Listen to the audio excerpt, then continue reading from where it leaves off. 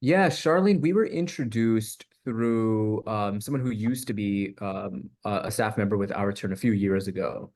And they said, hey, like I've worked with Charlene in a couple of different contexts. Like they're an absolute flamethrower and trailblazer. And we got connected and just have remained friends and allies for one another since then. I just have deep, deep admiration for how Charlene shows up in the work and how they do the work.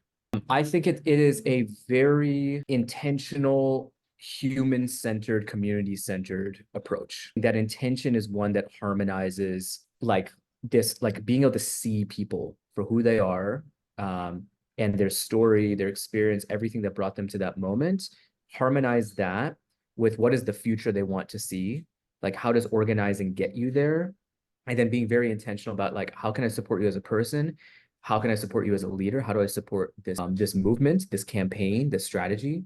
And then knowing how to be very tactical and smart about that. So it's like it's appropriately qualitative and quantitative in how Charlene does the work. And you know, I think what I've seen over the past few months is like it's also remarkably diverse in terms of the geographies, the people who are participating, you know, and I think that's what movement building is about, right? It's not about just like one pocket, one niche, but like finding different ways that other people can be able to activate their story and their change making ability within that context. I mean, I feel like that happens in so many ways. I think that Charlene shows up in a way that not everybody can proclaim, "Hey, I see you, I hear you," but she can, and I think she can do that for one because she's willing to listen.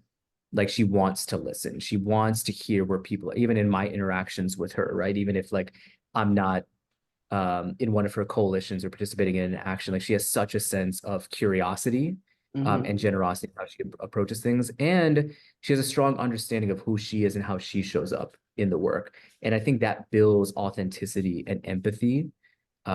So like, when she says like, all right, I'm here that, you've been, say like you haven't been able to participate in certain tables of power. You feel like your voice isn't heard. Like I think she knows that from firsthand experience, and I think that goes a long way.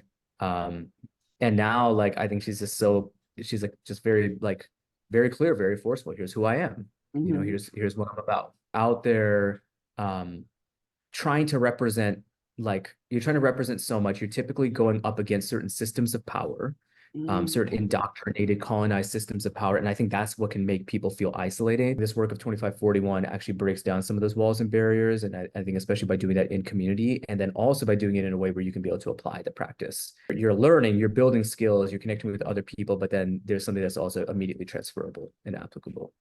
Feel that, see that, believe that. I think particularly like among people with resources, people with power. So I think that's a part of it. There's just also like cynicism around like, can I as one individual make a difference? Even though like we know when you're engaging deeply in this work, they can be very effective and very successful. Like I think we're increasingly in these times where it feels like, no, you can't make a difference. Like, you're stuck. You're stuck in a certain status quo. And that can be people who are even within the organizing work, but especially people who are outside the organizing work. So I think like those factors can wind up leading to it feeling Hmm. isolated. Yeah, I think that there are a lot of factors. Like I think some of it is resources to be able to have like the most effective campaign, for instance. You got to have like a team, right? So I think that's maybe a part of it. I think another part of it is like building like cross stakeholder partnerships and coalitions. So like I think an organizer can really be able to multiply their impact, like if they've got the right partnerships and relationships with grass tops people, with electeds, with funders, with like all these different groups who are able to come together. So I think that's a part of it. I think also knowing that change takes time in any context. No matter what the change lever is, it takes time. I think like the ability to be able to like track the longitudinal impact and the longitudinal story of organizing and to be able to follow that, I think is really important. So if I think about the work at our turn, for instance, like, we've won a number of campaigns, a number of issue campaigns, a number of electoral campaigns, but for a variety of reasons, we haven't always been able to follow like winning it and then implementing it and then generating some sort of a change over time. Like what did that ultimately result in? So we actually saw an example of that recently for some work that we did for expanding mental health services for students in Denver. And this is a campaign that we won in early 22. 2 years later, the district just published a report on the results of that program that we co-designed, that we organized for and co-designed. and the results are remarkable.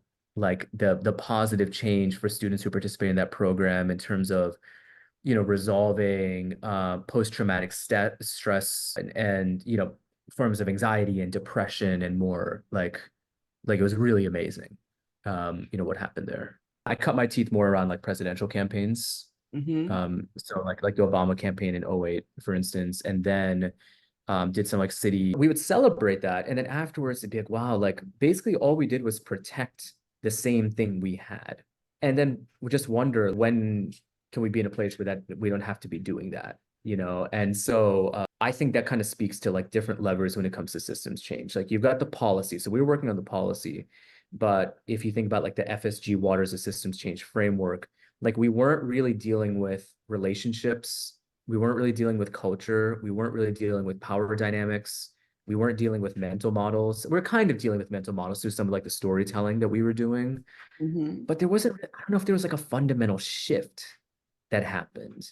And so yeah, like that, I think one of the things we've been trying to figure out is what is the right structure for our organizing, giving our resources? What might a stretch goal be? What are the trade-offs along the way for that?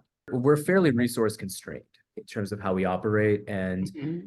I think we've been kind of like incrementally on the edges, making adjustments for the past few years when it comes to our organizing. And we don't want to be in that type of place forever, you know? So that would be something I'd be really interested in exploring, in some shape or form is like not just, hey, here's how you take an action, like here's how you do it one-to-one. It's necessary, but like, what is the staffing model? What does the ongoing training need to look like? What does the cadence need to look like throughout the course of the year? And then what might we expect as a result? And also, like, how does it maybe vary community by community? If you're in a big city versus a medium-sized city and, different dynamics. I hope that the success stories can be shared at scale. We're not just hearing about corporations who made an investment and then, hey, pat on the back, corporation, for doing that. That's Um, right. but we're hearing more and more about the organizers and what they were able to do. What does it mean for the people who are engaging in organizing? Because that to me oftentimes is the most powerful thing. Like the systems change is important and necessary. The campaign wins are important. When I hear about young people talk about like how do they transform as people? How do they transform as leaders? If we share more of those stories, I think the money will come. Incomplete policymaking comes from incomplete storytelling. The stories that are broadly disseminated are incomplete because they're not representing the whole stories that are actually existing on the ground. If they're more complete, then I believe people will be inspired and the resources and the money will come.